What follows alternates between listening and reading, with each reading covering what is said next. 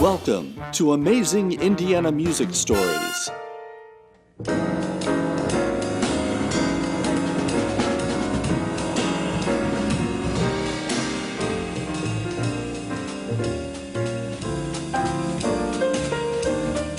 I was born in Gary, Indiana in 1947. And the thing actually that got me going was that my godmother gave us a piano, and she said we could keep the piano as long as I used it. I didn't have to give it back because I kept playing. My mom decided that I would take piano lessons, and she found a very good piano teacher. Dr. Granuel L. Whittemore was my piano teacher from the age of 7. And I took lessons from him until I actually got out of college. I was taking lessons from him. But at any rate, that's how I happened to get started with the piano.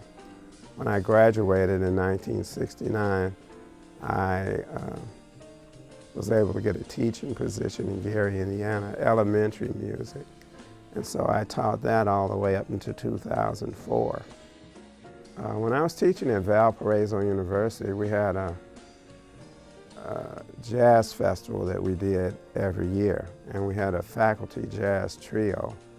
And with that trio, we would, for the jazz festival, one of the days of the jazz festival, we would invite in a world-renowned artist to play with. So we had a chance to play with people like Clark Terry and Red Rodney and Jimmy Heath and Terrell Stafford and just a number of people that we had the opportunity to play with. Curtis Fuller, Art Farmer, just a huge number of people that we had the opportunity to play with. I personally feel more like a conduit rather than the person that's actually creating it. As one person put it, he says as a composer, he feels like a conduit too. He feels that he at least is the first person to hear it, you know. And that's kind of how I feel. I feel like, you know, as things are coming through me, instead of me actually being the big time creator, you know.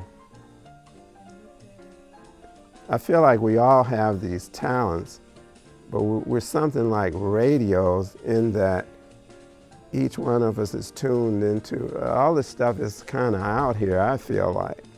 And it depends on what you're tuned into, you know, what your station is.